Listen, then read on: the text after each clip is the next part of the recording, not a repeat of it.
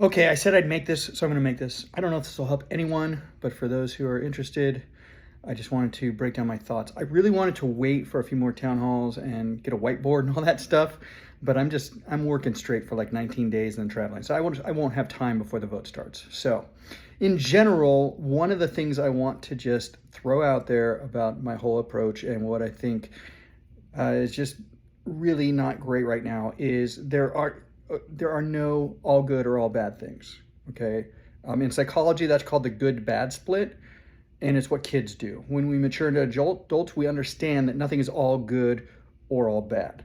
So, like for this TA, is it all good? No. Is it all bad? No. Is it good and bad? Yes, of course it is. There are good things in there. There are things we wanted.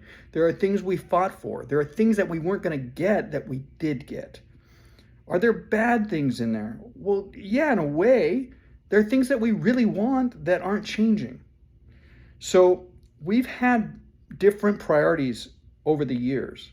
At one point, the optimizer, aka the sodomizer, which many people love to call it, just destroyed our trips. I would argue trip construction is the root of all evil. I think trip construction leads to callouts. I think trip construction leads to crews going illegal, which both lead to higher reserve percentages, which leads to red flag, which leads to lack of flexibility, which leads to no trading, which leads to just having no flexibility, no good life because you have short layovers and long duty days, getting called back on a reserve, and just having these inefficient trips. Like, to me, the trip construction is my number one issue. And so where I approached it was I wanted to fix that. For a lot of people, reserve was the number one issue.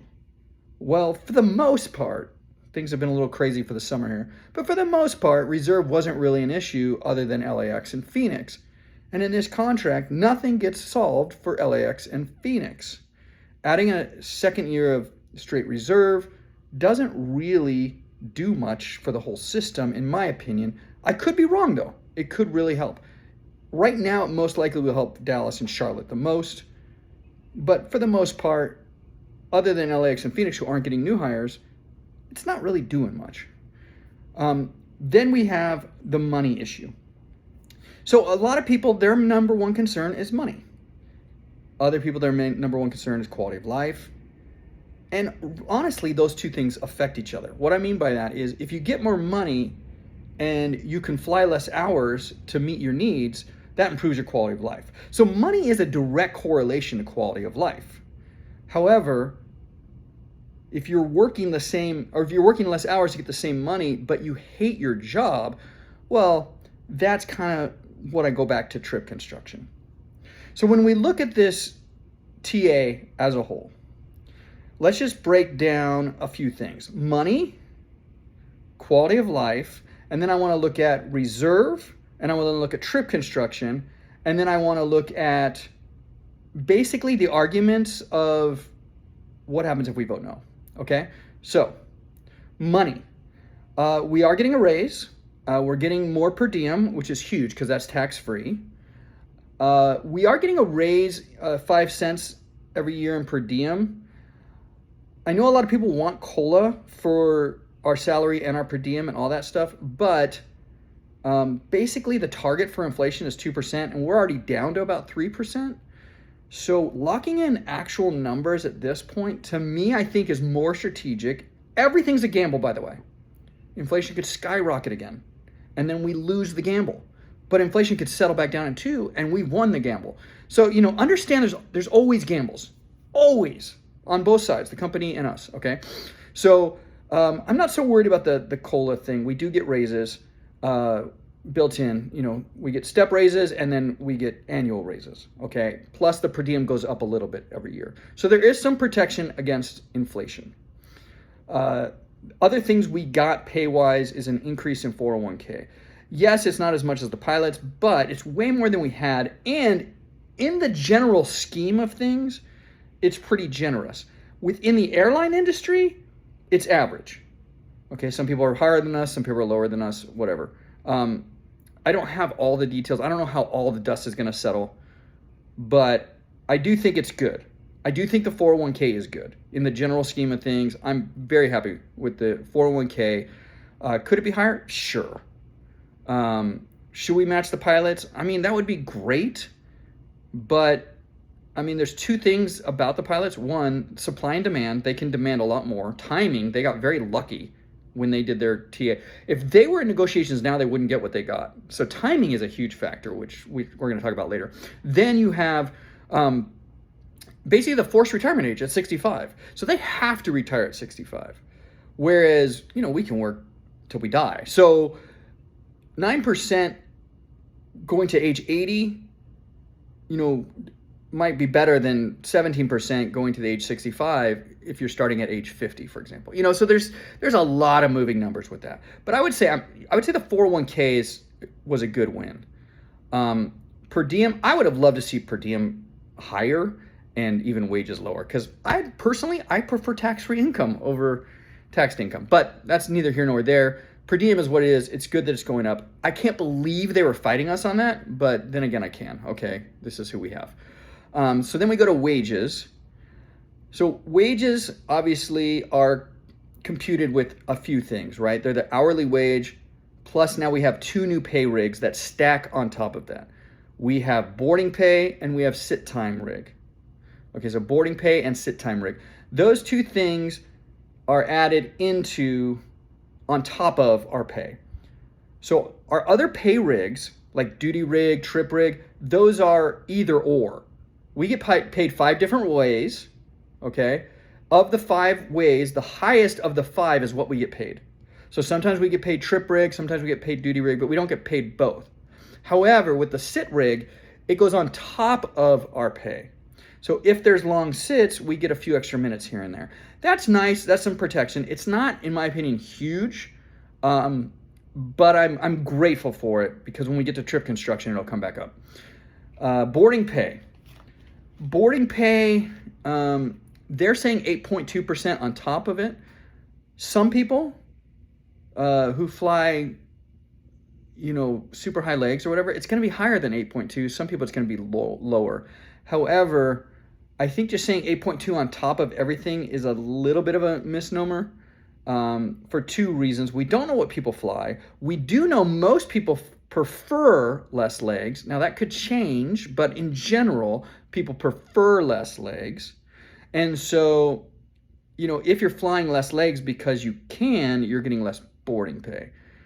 The thing I do like about the boarding pay is it does go on top of your guarantee with reserves. So it does protect reserves a little bit from the massive leg madness. So those things are fine. I just think basically tacking 8.2% on everyone's pay it's just lazy. You can't do that. Like I said, some people it's going to be higher. Some people it's going to be lower. I know that's the average, but it's just, honestly, boarding pay is very hard to measure. And when it comes to measuring apples to apples, so like hourly pay to hourly pay with boarding pay, the only people out there who do that is Delta. Right now, we're slightly higher than Delta. Okay, we're 1% to 2.5%, or 1 to 3.5% higher than Delta across the board. So right now, we're higher than Delta. If you look at just hourly pay and you convert Southwest pay, their hourly pay is above ours. However, with boarding pay, it just gets tricky. But needless to say, this brings us to basically about the level of what the others are. We don't know what United is gonna land on. Alaska sounds like they were leaning no, and then when RTA came out, they were like, "Oh, we're doing." I have some Alaska friends. I'm like, "Did RTA swing the vote at all?" And my friend was like, "Actually, it kind of did." So there are people in Alaska that, after seeing RTA, are switching their vote from no to yes, which goes into my last point. So the money thing, I think a lot of people are struggling with the money thing for 2 reasons. One, it doesn't really even keep up with inflation. So to compare it to other contracts or other things, if you compare it to past contracts that it took 2 years to get the raise, and it was a 23% over the life, and here's 33. Well, that's what they did in the town hall. They were saying this is the highest thing. But this is, you can't just compare that, because it's not apples to apples. If I'm getting a raise after 2 years versus a raise after 5 years, you have to take that into account. So if inflation over 2 years was 4% and I'm getting a 20% raise, I'm getting a 16% over inflation, right? Because 2%, 2%, it took 2 years, 4% inflation, and then I get 20%, I take 20% and I minus the 4. However, after 5 years, if we have inflation that adds up to, say, 26%, or let's just be conservative. Let's say over the 5 years we had a 20% inflation, and then we get a 20% raise. Well, that's actually a 0% raise. So the past jump was much higher. They're also using the number of 5 years out and saying 33, and they're putting in boarding pay, and they're doing all that. They're massaging the numbers to make them look as good as they can, which honestly, if I'm bargaining for this thing and I'm for it, sure. I just wish they were more transparent and would say things like I'm saying. Because I don't think their numbers aren't necessarily wrong, but you can always look at numbers from two different angles.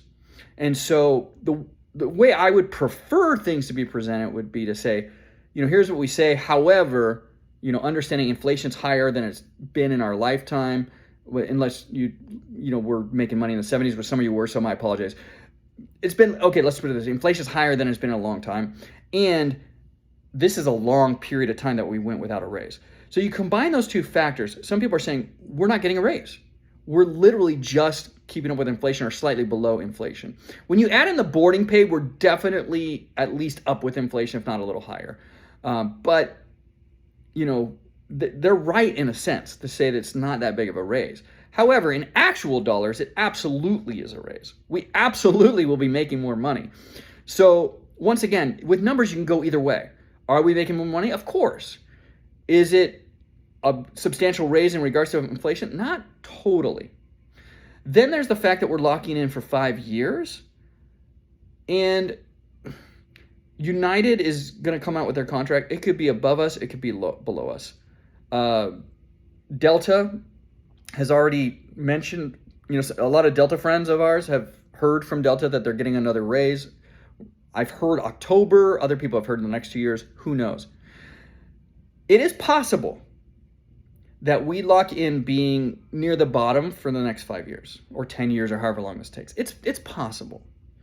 It's also possible that we land where we land. United ends up coming in lower, and Delta does not give another raise, which puts us near the top of the scale for the next 5 years. I don't know what's going to happen. Nobody does. Is it possible we get locked into lower wages, or is it possible we get locked into higher wages? Both scenarios are possible. Okay? So overall, the money, it definitely improves. Could it have improved more? Some people say yes. Some people say no. Is it a timing factor? That's a factor for a lot of people. But in general, yes. Money is going up. As far as trip construction goes, the two things that I see changing trip construction potentially are the sit rig and the boarding pay. For example, my friend got a offer reserve out of LAX, a 4-3, a two-leg day, 4-3. If you look at that 4-3, okay, that is 14 boardings in 2 days. That's an extra 4 hours plus. That's an extra 4 hours to that. So instead of being an 11 and a half hour trip, now it's a 15, almost 16-hour 2-day. Will the optimizer, you have to think like the computer, will the optimizer think that's still an efficient use of labor or not? So I think it's possible that when you look at these massive leg days, we'll see a decrease in those. Now, some people want those 4-3, and they're doing the math on those 4-3 and saying, yeah, I want to get paid 16 hours in 2 days. But just be prepared, because a boarding pay rig it should change something in the algorithm. So the computer will look at the boarding pay and adjust accordingly. So it's possible that we have less legs. Some people are going to be very happy about that because they would rather have less legs and more money. Other people are not going to be happy about that because they would rather have more efficient trips and just stack their time in less time. The other thing is the sit rig. If you have to pay now for sits, the computer will automatically try to lower those sits. Now, remember, the computer is tasked with paying us as little as possible. The computer does not want to pay us. So the optimizer is looking at all of our rules and spitting out trips that are most beneficial for a cost perspective in regards to labor being a cost of the company. Sit rigs should change some of the trip construction. How much, I don't know. But theoretically, that should hopefully lessen the max duty day all the time. You know, they're bringing us to 10, 11, 12-hour duty days all the time. I'm hoping the sit rig lessens that a little bit, or at least makes a 12-hour a day super efficient because we're not sitting as much. That is to be determined. I don't know. I don't foresee that affecting trip construction as much as the boarding pay, but it could. It's going to be a wait and see. The other thing that I like about the sit rig, more so than even the sit rig itself, is protecting us against rolling delays. So, you know, if we're sitting at the airport on a sit time and it goes to a 4-hour sit time and we get an extra, 45 minutes of pay, well, that's great. And I like that we're getting something for what right now we're getting nothing. Personally, my main desire was a better duty rig pay. So right now our duty rig ratio is 1-2. That means for every 2 minutes we are on duty, we get paid 1 minute of flight time. So if you have a 12-hour duty day, you're guaranteed 6 hours of flight time. So if I fly 5.5 hours in that 12-hour day, I don't get the 5.5-hour flight time. I get the 6-hour duty rig pay. ODANs, for example, are paid with duty rig pay. A 1.5-to-1 duty rig is what I really wanted. Now, a 1.5-to-1 duty rig, that same 12-hour day would pay us 8 hours instead of 6. So that would, to me, once again, as I'm thinking like the computer, the thing that could protect us against crappy trips the most, as well as delays, would be a better duty rig ratio. I would give up boarding pay for a duty rig ratio, but I don't think that's going to happen, and that's okay. Like, I don't hate boarding pay. I'm just, it's going to get me more money. But I personally was very disappointed to see no change in any of the pay rigs. The duty rig is still 2-to-1. The trip rig is still 3.5-to-1. Like, the minimum duty period is 5 hours instead of calendar 5.15 to match the pilots. Like, there was no change in that. So as far as trip construction, I could see it improving a little bit, especially with boarding pay, but I'm not counting on a whole lot of improvements. I do see the sit rig protecting us in some delays, but not all delays. I still have a lot of questions about the sit rig. Like if you report to the airport and then you have a delay, it's not technically a sit, but you are sitting. So is that determined as a sit or not? I think I might have gotten answers for this, so excuse me. But one thing I'm waiting is if you sit for 4 hours and then the flight cancels and you go home, was that sit rig pay or not? So there's some things to work out. And we all know that if the company can find a way to not pay, they won't pay. So that's why we need these questions figured out before we vote. Other things with quality of life are things like vacation, sick time. We saw no change in those, and that disappointed a lot of people. Past contracts on the Legacy American side had more vacation. I'm not sure about the Legacy US side. So in 9/11, people gave up a week of vacation, and they've never gotten it back. So there is a precedent to having more vacation. Is our vacation bad? No, it's actually a pretty decent amount of vacation in the grand scheme of the workforce. But if a workforce gave up vacation to help the company, you would expect that to come back. Sick time, it would be nice to see that accrual. I don't really want to compare our sick time to other companies. I mean, right now what's in vogue is unlimited paid time off. But of course we're not going to get that because we're not salary. So with hourly and stuff. However, most people aren't doing what we do. We are working in a plane with the public who often fly sick. We're working with crew that often fly sick. We have a point system that makes people fly sick.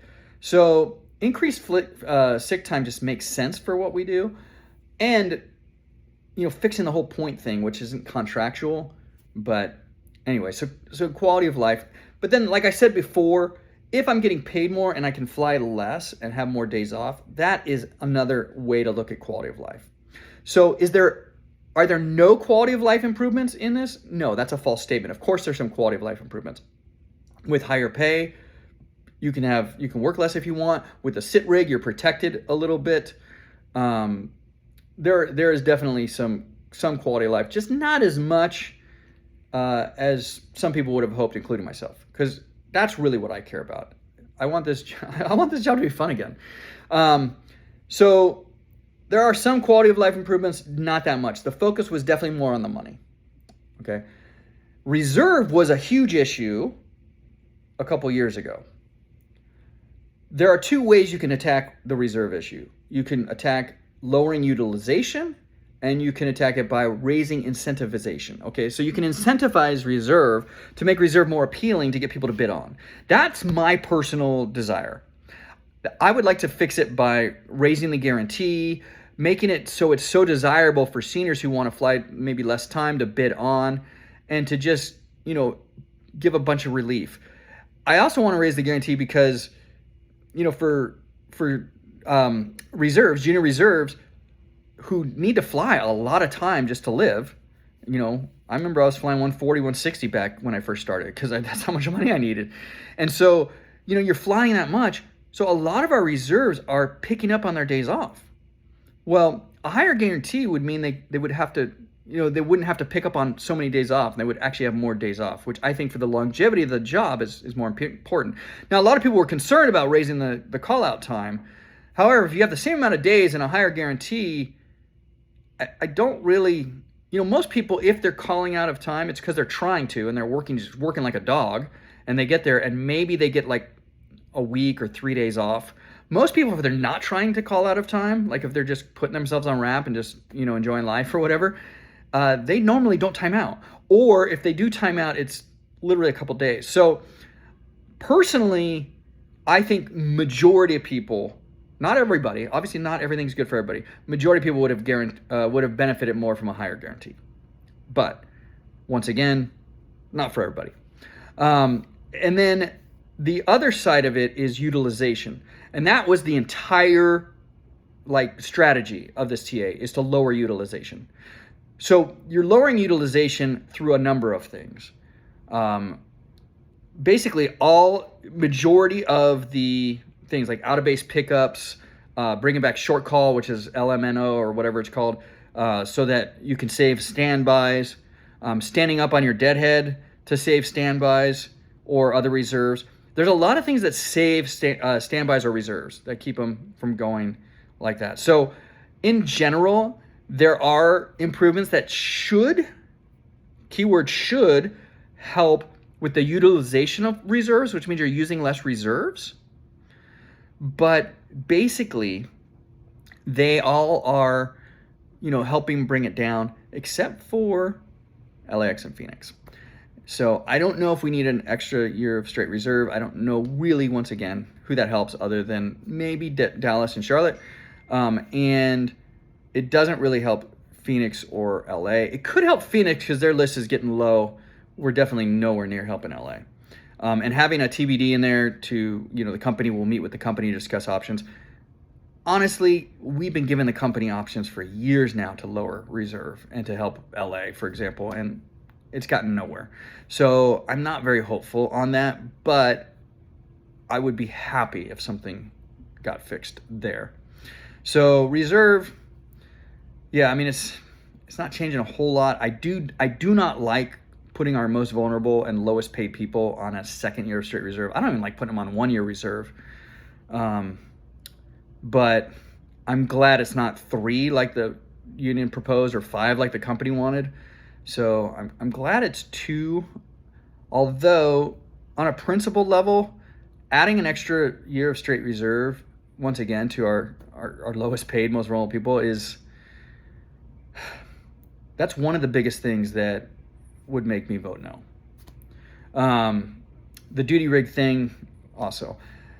Also, with quality of life and trip construction, you have flexibility. So they tried to help with the flexibility by making the redder or the more negative day. I'm hopeful that'll help a little bit. It's kind of a crapshoot because they're not going to, as far as I know, they say there's going to be transparency, but who knows if that's going to ever happen or how long that'll take. But so for a while, it's going to be bidding in the dark. Like, how do I know if that trip is, more negative than this one and all that stuff? So, so theoretically, it should help a little bit with movement. I do think that if you lower reserve utilization, you lower red flag, which is bad for people who like red flag, but good for people who like dropping, because there's no dropping when there's red flag open and all the flexibility dies. Personally, right now, the contract says the company can leave up to 3% in open time after PBS runs. That didn't change. I would have loved to see that change. There's no reason we can't lower that max to 1.5%, leaving us a little bit of a buffer for movement with TTS and things like that.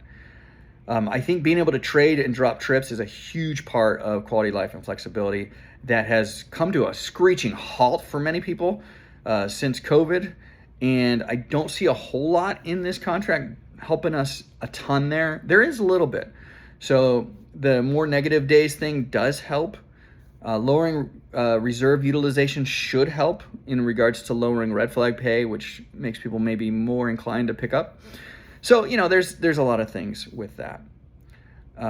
Overall, I do think, our protections, there wasn't a lot of changes with, pay protections, with holiday pay, with any of that stuff. So a lot of it is we're going to get paid more for what we're doing now.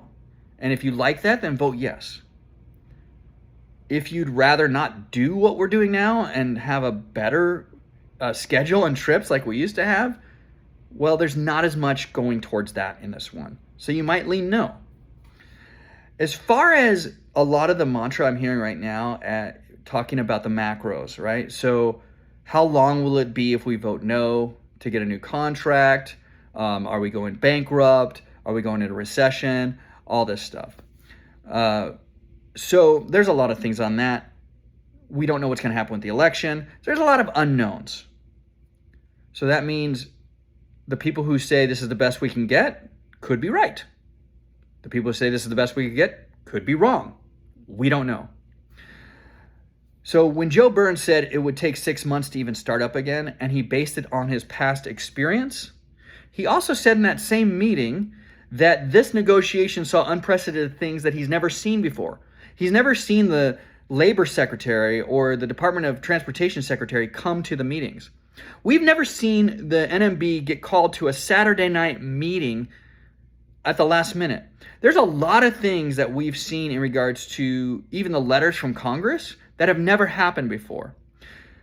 So Joe says things have never happened before in all his years that have happened with us. And then he says, but based on all the past ways, I'm going to treat going forward as if it's like the past, not the present. So I just think that's a little disingenuous personally.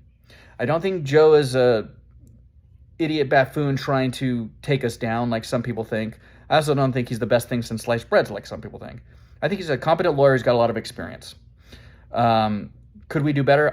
I think so. Other people think so. Some people don't think so. Whatever. That doesn't really matter. He's fine, okay? But he's pushing the contract. I mean, the union, the negotiating committee, Joe, all this, obviously they believe this is the best we can get. Okay. Do they know? No, we don't know. But the reasoning isn't totally transparent. To say my last 10 negotiations went this way, and so this negotiation will go this way, in the same breath that you said this negotiation was totally different than my last 10 negotiations, you're cherry picking. So to say it's going to take 6 months because the last 10 took 6 months is cherry picking the last 10. But to say it went better, it went different and better than the last 10 and ignore that, that is definitely cherry picking information, which tells me you're biased and you have an agenda. Okay. Is it bad to be biased and have an agenda? No, it's not. I don't think it's biased or bad to have an agenda, but you do. Okay. So he does. With the town hall, with the numbers, with Dan Atkins, putting the numbers. We don't have enough numbers to know how those numbers are being run. Like, is he blatantly trying to, send false numbers? No, I think those are accurate numbers, but they're not all the numbers. So if you take Southwest's contract and you put it into our schedule, what is being added? Right now they have a schedule max 10-hour duty day. If it goes over 10 hours, they get basically red flag pay up to 200%. Was that run in our numbers? Because we have a lot of trips that are over 10 hours already, and all those trips would have had been paid basically red flag pay. I don't think that was added in the numbers, for example. Their lead pay is $4 for position 1. Our lead pay is $325, which is another thing I don't like. Why is 20 seats still the same? Anyways, I hate that they didn't raise the $321. So anyways, so yeah, the numbers show, they look really good, but I don't know how they were run. I don't know what was run. I don't know the breakdown. That's very important, because I could do the same thing. I could take Southwest contract and put it into our schedule and come out with basically different numbers that say Southwest gets paid way more, depending on what I cherry pick. What do I use? What do I don't use? So it's really hard to run those numbers. That's why it's so much easier to compare top out pay to top out pay. Now, granted, Southwest does not have boarding pay, so you have to factor that in somehow. And once again, I think the 8.2% is a little high, but even if we took 6% and you did top out pay to top out pay, we're pretty close. So I don't know, the numbers they're not wrong, but I'm not as convinced as most, because once again, if I'm trying to make a case, there's ways to do it.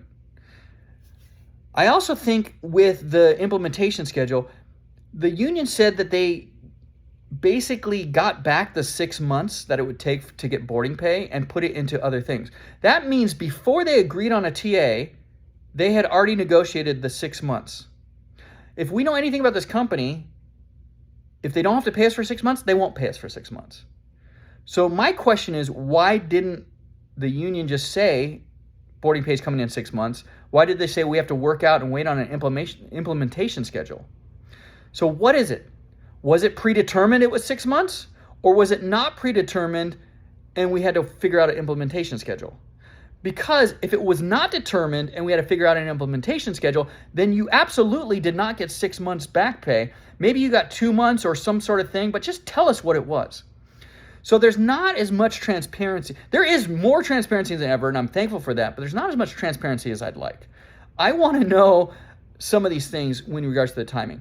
So there's a lot of inconsistencies with what we're being told.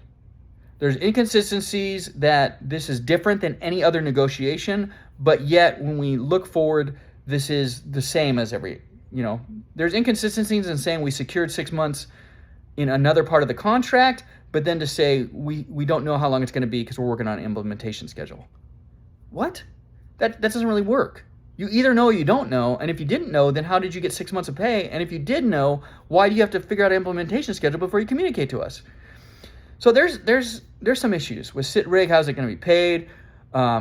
With the commuter policy, how are we going to prove that the load factor? What happens if your loads are always over 90% like they are? So there's a lot of questions, and there's always going to be questions. But there's a lot of questions. And as far as, what happens if we vote no? Is this the best we can get?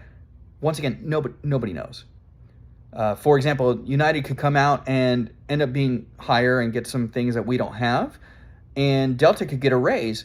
And if we're in negotiations when those two things happen, then I absolutely believe we're going to get more money. Because the company has always automatically matched Delta. If we leave and we can't get more money and United doesn't come up and Delta doesn't come up, and we secure something like a 1.5% max in after PBS in open time, well, that would do wonders, and that wouldn't cost more money. So, there's a lot of ways you can look at it. It's not definitely going to screw us if we vote no, and it's not definitely going to screw us if we vote yes. It's not necessarily the best we could get, but it could be the best we could get. We're not necessarily the highest paid, but we could be near the highest of the paid. It's hard. It's not an easy thing. There are people who are going to vote no for very good reason. And there's people who are going to vote yes for very good reason. Okay? So the main thing I just desire is that we respect and understand that it is not a simple yes or no. It is not. And anybody who says otherwise is just being disingenuous. And it's not a certainty what will happen in the future at all. It is not a certainty what will happen in the economy. It is not a certainty what will happen in the election. It is not a certainty what will happen in our profits. Speaking of our profits, we lost a lot of profits because of Vasu's firing the sales team and going through a specific sales channel and losing a lot of high-paying customers. Robert Isom has basically worked on getting some of those back, and he says he's already gotten those back. It's very possible that within a few quarters, we actually are more profitable than the other airlines because some of their profit was off our backs. But if we get that back, we're stealing customers back. So it's not a guarantee we're going to be the least profitable either. So which is one thing I failed to mention, profit sharing parity is actually really good too. So there's a lot of really good things in this contract. There's some unfortunate things that aren't changing that I really wish would change because our trips suck. And then there's things that are outside of this contract, like staffing, like whatever. So once again, this is pretty long. So if you watched it this long, more power to you. But there's going to be people who are helping answer questions, and they're very helpful. Don't discount anything the union says because you don't trust the union. But also understand the union is biased. They obviously want this to pass. Otherwise, they wouldn't have given it to us. They wouldn't have agreed to the TA if they didn't think it was the best we can get. So understand that they are biased and they're not giving you everything, and they're not giving you the other side, right? They're giving you one side of the argument, but they're not lying to you. So, get as much information as you can from the union, and then read it yourself and compare, and then just think about it, because there's things that are forecasting that we can't answer. So I'm hopeful this is helpful for some people. Once again, I wish I would have been able to have time to put it on a whiteboard and everything, but time is moving fast and I'm working like a dog. So best of luck. And if this passes, we're all getting a raise. That'll be great. If it doesn't pass, we'll get the pressure going and we'll, get that strike threat even, and maybe we even get to strike. I really wanted to strike, to be honest. So I would love to strike. If we vote no, then that's what we're going to do. We're going to get back together and use that unity and put the strike pressure on. If it votes yes, we're going to get some immediate financial relief, and it's just going to keep better as we go in financially. As far as the crappy things of the job, some of them are still going to remain crappy. But obviously we're still here, so we can live with it. So that's my take. Once again, hope it helps. Have a great day.